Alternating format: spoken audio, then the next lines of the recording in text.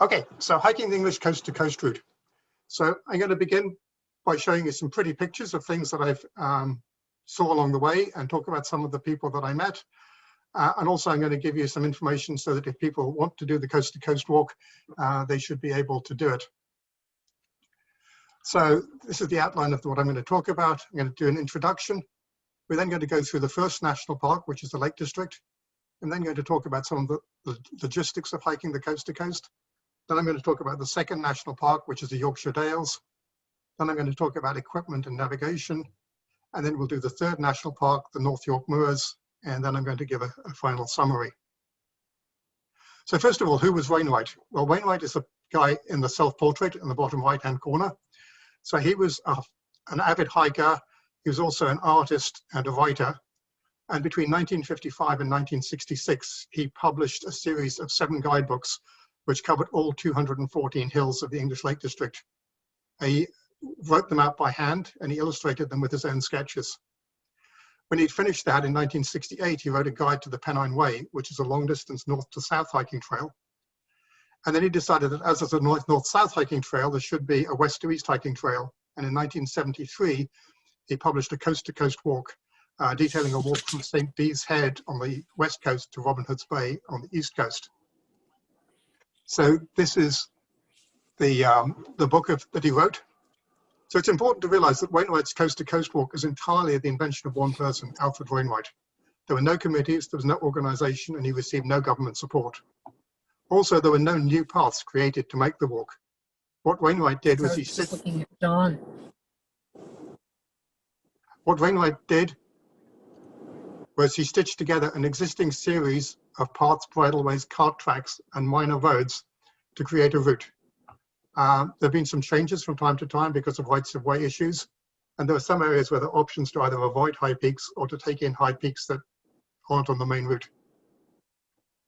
So where is the coast to coast path? It begins at a small town called St. Bees, which is on the western reaches of the Lake District in the north of England. It goes across the Lake District, then it goes into the Yorkshire Dales, goes across the Yorkshire Dales, and then goes across the North York Moors, and it ends up in Robin Hood's Bay. So according to all trails, it's 282 kilometers with a total elevation gain of 6,910 meters. So the day before I started the hike, I went down to the water to check out things and make sure I could find the trailhead.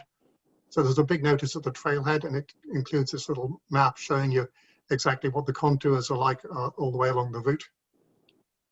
And the tradition is that you go and paddle in the Irish Sea and that you pick up a pebble. So I picked up a pebble that I was going to take with me all the way across on the hike. And so this is the view of St. Bees Head, which is where I started the hike the next day. Was this one of your truffles? Okay, if somebody could unmute themselves, please.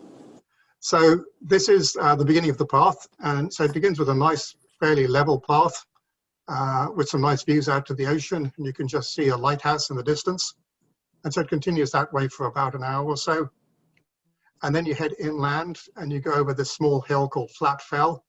This is one of the first places I managed to get lost because, as you can see, it's a fairly featureless hill with no particular path in any direction. But this is where you can first start seeing the English Lake District.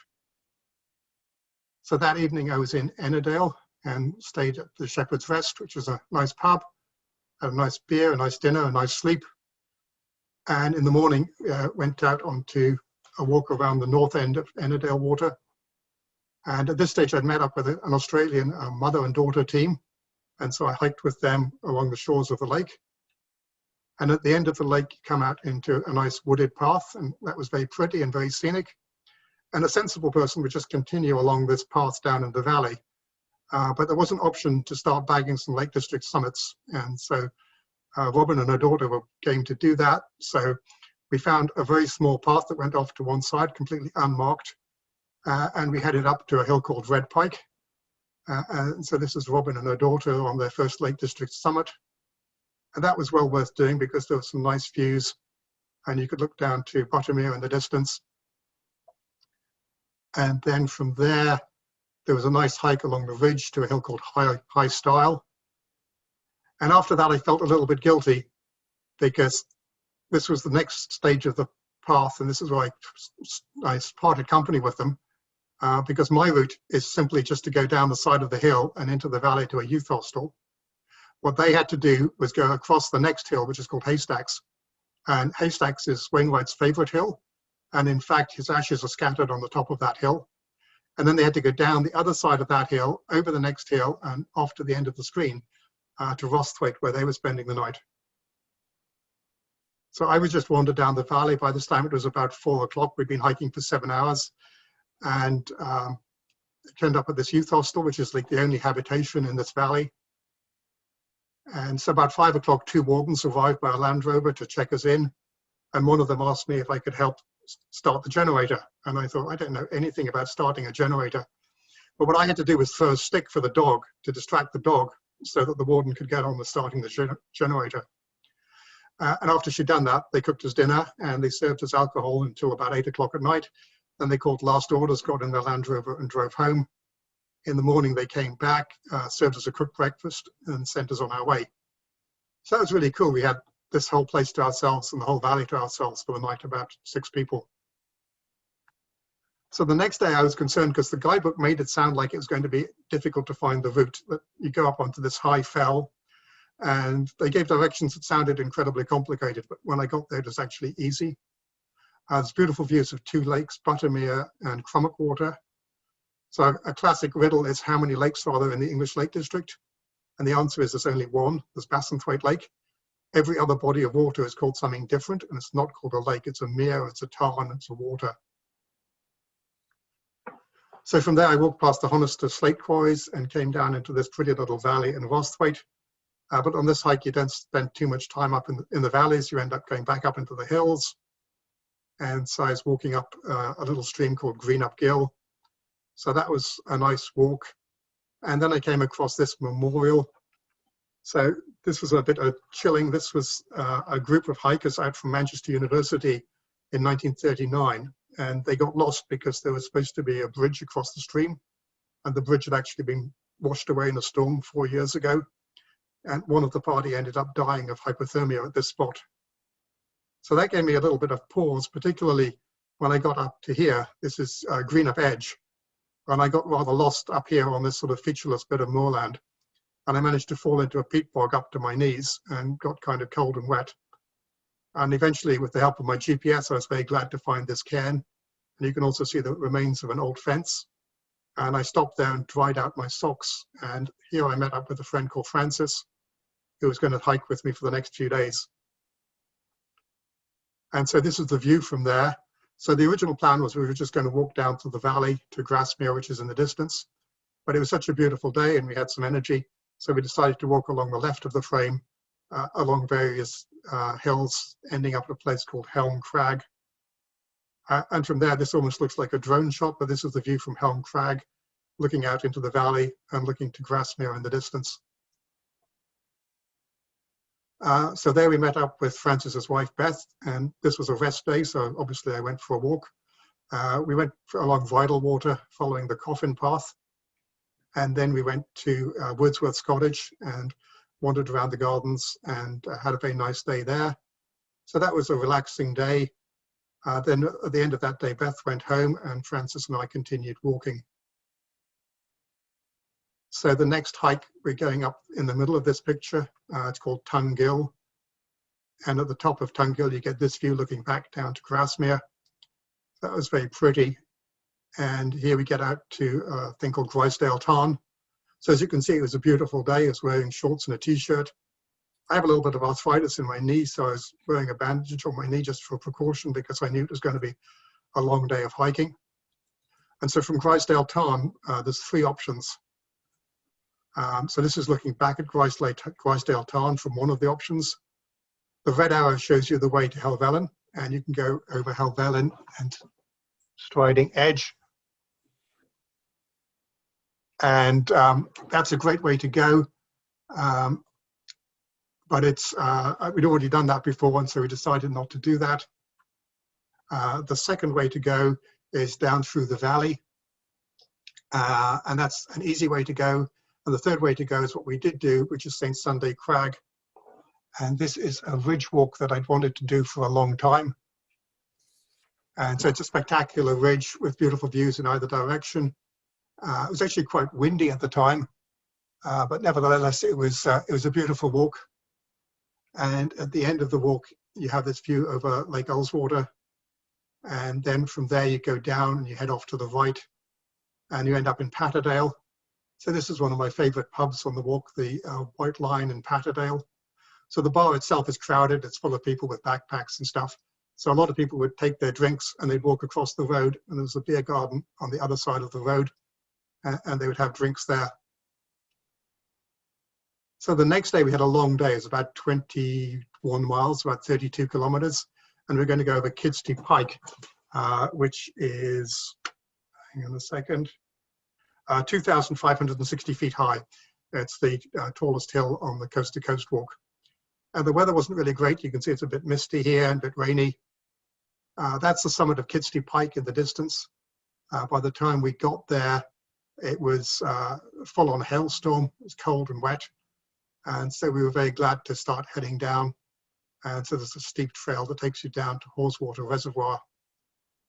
So that's looking down into the reservoir. And then we had a fairly long hike along the side of Haweswater Reservoir, and then through some parkland, and then you come into Shap, which isn't a particularly attractive town. And the place we were staying at, which was the Greyhound Hotel, was right at the bottom end of town. So we had about another 2 kilometers to walk just through town to get to the Greyhound. The next day we came to the M6 motorway, so we had to go across the motorway on this flyover. So that was the end of the Lake District. So we've now done one national park. I'm going to take a break to talk about something else for a little while. So this describes the logistics of the doing the hike across Britain. So the map shows you that there are a total of 33 places that you could possibly stop along the coast-to-coast hike. And what I did is I divided it up by hiking for 3 days to Grasmere, taking a rest day in Grasmere, hiking for 5 days, resting in Reef, and then I hiked for 6 days. Most people take about 10 days to 2 weeks to do the hike. The longest distance you have to hike between any two places where you can stay is about 20 miles or 32 kilometers. Because you're going in a very remote area with not actually very much in the way of accommodation and some very small villages, most people book inns, hotels, or bed and breakfast in advance. If you're hardcore, it's possible to take a tent and camp. I wouldn't really recommend it. For transportation, it's better to take the train. So there's a train station in St. Bees, which is a very nice little spot. And at the other end, there's a bus that takes you from Robin Hood's Bay to Scarborough train station. At Manchester Airport, it's a convenient airport for people flying into the UK to do the trip. And there's actually a mainline train station in Manchester Airport, so you can just wheel your luggage from the airport to the train station. When should you do the walk? It's not a walk you want to do in winter. The days are too short and snow will obscure the path. April to June would be good because spring comes earlier in the UK than it is in Canada or the northeast of the United States. And in April or May, you may find wildflowers blooming in England, whilst it's still snow covered and frozen in parts of Canada and the States. You probably want to avoid the British school holidays, which are the last 2 weeks of July and all of August, because that tends to be a very busy time. I went in September, which is the shoulder season, and that's quite a good time to go.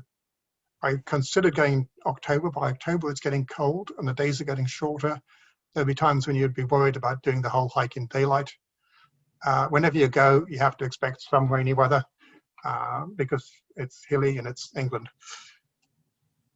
Why do people go from the west to the east? That's the way Wainwright wrote the guide, because that way the prevailing wind and the rain is behind you, at least in theory. So the guidebooks and the luggage services are all designed for people traveling west to east. If you go west to east, you'll meet other people along the route, so that's kind of gets more sociable. The hike is actually equally difficult in either direction because it begins and ends at sea level. So it's quite possible to do it the other way around if you wanted to. Okay, so let's get back to hiking. We're now in an area that used to be called Westmoreland. It's an area that neither Francis or I knew very well at all, but we kind of liked it, which was just as well because this was another long day's hike. It's about 22 miles or 33 kilometers. And unfortunately, after we'd been hiking for an hour, we realized we'd made the rookie mistake of forgetting to pick up our breakfast from the Greyhound Inn. And so we had to do a little detour to Great Orton, which took an extra 2 or 3 kilometers onto the route. But the post office there sold us some sandwiches, and we actually stopped in the pub and had a quick half pint, which was very pleasant. And then we had to keep on heading on. So the landscape was very typical for the north of England, sort of scrubby grassland, dry stone walls, sheep, rolling hills, a bit of heather on the tops.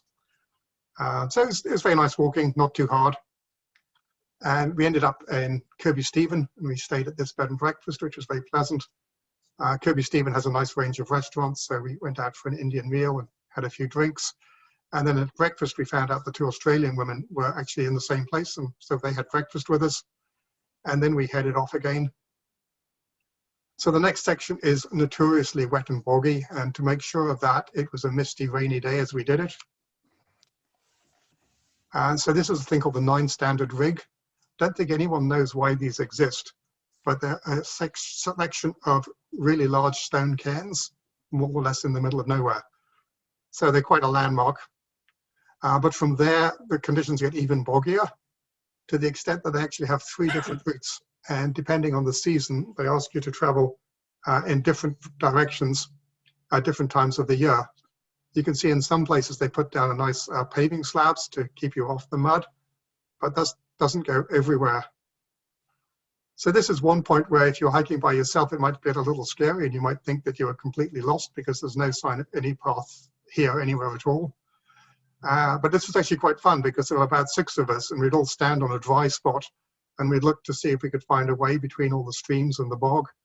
And somebody would start walking, and if they could make it across to the next high spot without getting their feet wet, we'd all follow them. And if they got their feet wet, then we'd all look for plan B and wait for somebody else to try a different route. So that was okay for about half an hour or so, but we were quite glad to eventually come onto some higher land and get out of the bog. And then we came down to, I think this is the River Swale, which you can see is in spate. The water's gone brown with all the peat that it's gone through. It's quite a pretty series of waterfalls. And this took us to Keld, where there's the Keld Lodge, which was a very comfortable place to stay. And also very nicely, it's the halfway point on the coast to coast, and they put up a big sign to tell you that. So that's very encouraging. The next day we headed off into part of the North Pennines that's known for lead mining. So this was quite a scenic spot. And then there were all sorts of lead mining remains in this area, smelt mills and leats and adits and all that sort of stuff. And here we met up with my friend Philip, who's quite an expert on these things. And so he explained some of the history of lead mining in the area. And we all ended up walking on to Reeth. So Reeth is a pretty little village built around a village green. And of course, it has a range of nice pubs. We actually stayed in a place called the Buck Inn. And this was another one of my rest days. So I was able to spend the evening having several pints of beer by the fireplace with Francis and Philip, and we put the world to rights and sorted out Brexit and other pressing issues of the day.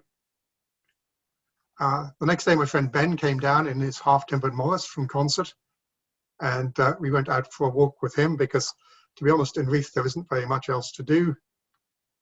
So this is a typical view of Swaledale. So we went for a walk down by the river here, and then we found a tea shop and we had several cups of tea. And so that made a very pleasant and sociable day, which was nice because that was the last time I was meeting up with friends on the trip. From here I was hiking by myself or with whoever I met along the way. So the next day I only had cows for company, except for a change of pace. Some fields I had sheep for company. But it was began as a nice sunny day. It started raining later in the day. And by the time I got down to the river was in spate again, and you can see the path here was actually partially flooded going through this old stile. But this was only a short day, so I actually arrived in Richmond by lunchtime. So Richmond is the biggest of the towns that you stay in on the way. You can see there it has a castle. It also has a good range of restaurants, and so I went to an Indian restaurant. And this is the view from the Indian restaurant looking down one of the historic streets. There's also a Georgian theatre there, so I managed to get tickets for a play, and I also managed to get my laundry done. So it was a productive day. Also bought some more snacks to take on the trail. So the next day was the worst day of the hike, I think. It's one of those days when you're just hiking to get from one place to another. In this particular part, you can see that the hiking route is nothing more than a muddy trail through a field. It's not very exciting at all. The sun came out for a while, but even in the sunshine, it was still just walking through farmers' fields, not particularly exciting. And then towards the end of the day, to make it even worse, you ended up walking along a little road. And it was a very minor road with very little traffic, but it was quite hard on the feet to walk several miles along that. But they say one of the good things about the coast to coast is the people you meet along the way. And that turned out to be true. So this was my landlady that night. She was a very pleasant lady, and she'd actually hiked the coast to coast herself as her 50th birthday present. And she had one room in her house that she rented out only to people who are doing the coast to coast. Also in the pub in this place, which is called Danby Whisk, I met a guy called Frankie, who was an American from New York, and we hiked together the next day. So the next day we crossed the East Coast Main Line. We crossed underneath the A1. We crossed a fairly major road, which was busy and a little bit scary. And that was the end of the Yorkshire Dales. And so we've now done 2 national parks. So to change back a little bit, talk a little bit about some of the logistics and the luggage transfer. So I used a company called Sherpa Van. There's 2 companies, Sherpa Van and Pack Horse. They both provide more or less the same service. And basically they pick up your bags if you leave them in the hotel lobby before 8:30 in the morning, and they guarantee that they'll have them back to your next place of residence by 4 o'clock that afternoon. So they were very well organized, very efficient, and I actually also used them to book all my accommodation along the way. And that was great because it meant that you only had to hike with a day pack. So for luggage and equipment, I had a wheeled suitcase that was my major, like, checked luggage that went between accommodations. Then I had this blue 32-liter day pack that I could pack each day depending on the weather and how far I was hiking. So normally I'd wear like a wicking, a polyester t-shirt, a shirt, a fleecy pullover, long pants, hiking boots, and hiking poles. And I have in my pack my hat and my gloves, a waterproof jacket, and over trousers. I'd hike with an emergency kit of medical stuff, a whistle, a compass, a headlight, and a bivy bag. I'd bring maps, guides, an electronic tablet, and a phone. And I'd also bring a packed lunch, snacks, and water. Because a lot of days on the hike, there isn't anywhere reliable to get lunch along the way. The navigation can be tricky, as you can see from this sign. In some places, there are excellent way markers and a well-defined trail. In other places, there are only scanty unofficial signs, and sometimes the trail is only a barely perceptible track across a moor or a field. Harveys produce a series of strip maps, which I think are about 1 to 50,000 scale. Those were great for overall planning, but they sometimes weren't detailed enough to find the right path through a farm or a village, or if you got lost on the moors somewhere. I also had an illustrated guidebook that showed like a turn-by-turn instructions, which was great if you stayed on the trail, but as soon as you got off the trail, it didn't give you any further information at all. And so that really wasn't very useful. So after the first day, I realized I was going to depend on electronic navigation. And so I downloaded an app called Backcountry Navigator and several other apps onto my phone and also onto an electronic tablet. I now use All Trails, and if I was doing it again, I'd probably do that. So in the picture on the right, you can see the main trail in red. The lake at the top is Grisdale Tarn. So as I mentioned, from Grisdale Tarn, you have the option of going on the left-hand side route to Helvellyn. You can follow the red route down the valley. Or what it's showing me is that I'm taking the right route to St. Sunday Crag. And there's the big arrow showing me exactly where I am on the trail. And I found that was exceedingly useful. So the apps were very useful if you were lost in a featureless area, like on a hill, or if you wanted to find a small side trail that came off the main trail. The other thing I did, which was very handy, was I downloaded all the accommodation details into Google Maps. So when I came into town, I could just use Google Maps to find the most direct route directly to wherever I was staying. And that saved unnecessary wandering around at the end of a long day. One warning I have is I found it very hard to use the touchscreen devices in the rain. So on rainy days, I would try and shelter, but the rain would drip off my hat and it would land on the touchscreen, and my laptop, my tablet or my phone would think that I was touching the screen, and it would either go back or it would zoom in or it would zoom out. So if I did it again, I'd want some system of plastic bag or something that I could keep my phone in to keep it dry and allow the touchscreen to work properly. So enough of that. We're now going to go and do the last section of hiking. So this is me approaching Osmotherley in the North York Moors, and it was a wet day. So fortunately, I stayed that night in a place called the Three Tons, which was a very cozy pub. And actually, they were closed that night. So they gave me the keys to the place. So I had the whole place to myself. And I met up with Frankie in the bar of one of the other pubs, and we had a nice meal. And then the next day, we hiked together onto the North York Moors. So Osmotherley is a very nice town. This is their main street. If you really like it, there's actually a house for sale there. I didn't check to find out how much it was going for. As soon as you get out of town, you start getting views. And for the first time, with the Eye of Faith in the far distance, you can see the North Sea. And this is Frankie leading the way through some woods. And a little while later, you come out of the woods and you start to get your first view of the North York Moors. And this was beautiful. The sun came out. There's all this heather. There's a nice paved path. It's nice and dry. And this was really spectacular conditions for hiking. You can see there's beautiful views of the flatlands in the distance. Very few people. That's another little view out towards another hummock that was off the main trail. But it kept on going and just went on and on and on for, I think this was another one of these 20-mile hiking days, 33 kilometers. We're very fortunate at one stage there's a place where you dip down and there's a campsite that has a nice restaurant that serves coffee and cake. So we refreshed ourselves there, and then we kept on heading on. And I think there were 7 of these hills that we went up and down. And then eventually the trail comes out onto an abandoned railway track. So this is Frankie on the railway track. And as you can see, that makes for very easy navigation and very level and very quick hiking. And we ended up at the Lion in a place called Blakely Ridge, which is a huge pub with a very nicely stocked bar, and had a very pleasant evening there, which was just as well because the next day was the worst hiking day of the trip. So I thought I was going to hike with Frankie, but he actually was finishing his breakfast when I came down to breakfast, and he headed out. And so I sat in the doorway of the pub and I could hear the rain pounding on the door and the door bashing backwards and forwards.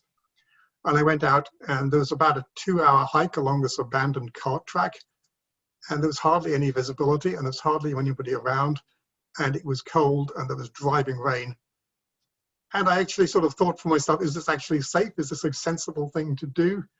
But I decided it was okay, and kept on heading on. Unfortunately, the weather got a little bit better after a while. And then I was a little tormented because I came down into a village where I expected there to be a tea shop, but it was closed. But shortly after that, I found a pub that was open and serving lunch. And this might be one of the nicest things I ate on the trip. So British pubs have a tradition of selling large baked potatoes that they stuff. And this is stuffed with bacon and brie and served with coleslaw and a green salad. And that was exceedingly enjoyable. And this is where I met Frankie. I caught up with him, and he was talking to a British guy from London called Luce. And so the 3 of us hiked on the rest of the day together. It was kind of interesting. So we have an American from New York, a Canadian from Toronto, and a Brit from London. And so we walked along by this river and through the woods, and we had a really good time chatting, and we chatted so much we almost lost one of our turnings. And we ended up in a small town called Grossmont, which is known for its steam railway. So that was a nice place to spend the evening. I went out to a cafe that served pizza and had that with Luce. And then I bumped into Frankie at the pub and had a pint with him. And we, by mutual agreement, decided that the next day was the last day of the hike, and we all wanted to hike that separately and just have time to meditate and be by ourselves. So that was fine. The bed and breakfast I stayed at in Grossmont was one of the most elegant ones I stayed at. So that was very pleasant. So next morning, headed out for the last day of the hike. And so you head up onto the moors, and again, you can now see a proper view of the sea. And it was a nice sunny day and very pleasant moorland and relatively straightforward hiking. But then Wainwright decides to throw a curveball. He decides that you need to do one more little walk by a stream and you need to see one more waterfall. So you take this detour to the south, which to be honest, by this stage I could have done without. The sea was in sight and I just wanted to head to the ocean. But anyway, it was very pretty. And then you got back up onto the moors, and I caught up with Luce here, and he was very annoyed because this was the only time he managed to get his feet wet. He fell into one of the bogs here and got water in above his knees. And then actually came to signposts, a signpost for Robin Hood's Bay, so that was very exciting. This was Luce, so we finally got to the coast. And maybe this piece of coastline would look nice on a nice day, but by the time we got there, it was grey and overcast, and it really looked very cold and uninviting. So maybe it looks a whole lot much better on a sunny day, but the time I was there, it really didn't appeal to me very much. And then finally, you get a view of Robin Hood's Bay. So that's the town spread out, going down all the way down to the water. And then you go down through the village of Robin Hood's Bay, which is a spectacularly beautiful little town with some curved streets and some old shops. And you get down to the water. And so, as is the tradition, you throw your pebble into the water and you go for a little paddle in the water and you go and have a pint of beer. And that was the end of the hike. So this is the place I spent the last night of the hike, in a bed and breakfast over a fish and chip shop. And you can see the water is just there. It was the nearest place to the water I could find to stay. That's why I stayed there. So that's the end of the hike. So I have some final thoughts. So this is a very special long distance path with the option of some comfortable accommodations and some luggage transfer. It's really a surprisingly remote and beautiful scenery. Like Francis and I have done a lot of hiking in the north of England, but this took us to places that we hadn't been before, and we were very taken by that.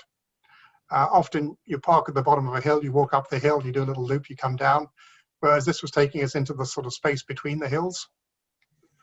The weather was variable, but we did have some nice sunny days, and you appreciate those when it's been raining for a little while. There's a whole part of interesting cultural aspects if you have the time, like Wordsworth and the Lake District, lead mining in the Pennines. There's various churches along the way, the historic theatre in Richmond and the steam railway. There's excellent food. On the bottom right, I show you one of the many full English breakfasts I had on the way. There's also some very good beer to be had. And I made a point of drinking a different pint of beer every night for the whole trip. So there were some old favorites like Theakston's and Timothy Taylor's Landlord. There was some new stuff like Rosewater Gold or Gundog Bitter that I'd never had before. And there's actually a beer named after Wainwright, so obviously I have to have a pint or two of Wainwright. So I conclude by strongly recommending the Coast to Coast walk, and I'd actually recommend that people do it pretty much the way that I did it. It's a very reasonable and safe trip for an experienced solo hiker, and if you want to be sociable, you'll meet people along the way. I was pleased I took 2 rest days in Grasmere and Reith, even though I spent both of those days hiking. But I could hike in a very relaxed and leisurely fashion. It was more strolling because I didn't have anywhere to get to at the end of the day. If you don't have the time to do the whole hike in one session, people sometimes divide it up into 2 halves or 3/3 and do it over several years. There's organized groups that do the coast to coast as a guided walk, but they only do the prettiest parts. They don't do the bits in between, so you don't get the whole experience. Also, Sherpa Van does a couple of other trails that they provide luggage transfer on, including the Cumbria Way in the Lake District and the Heriot Way in the Yorkshire Dales. So those are shorter options if people want to get the experience but not do the full hike. So that's the end of my presentation. I hope that one day we'll meet on the trail somewhere. For anyone who doesn't know, that's my email address, johnpoyston@gmail.com. I have a blog at www.johnoyston.com. And on there, I have a couple of entries about the coast to coast hike with details of exactly where I stayed and how far I hiked each day.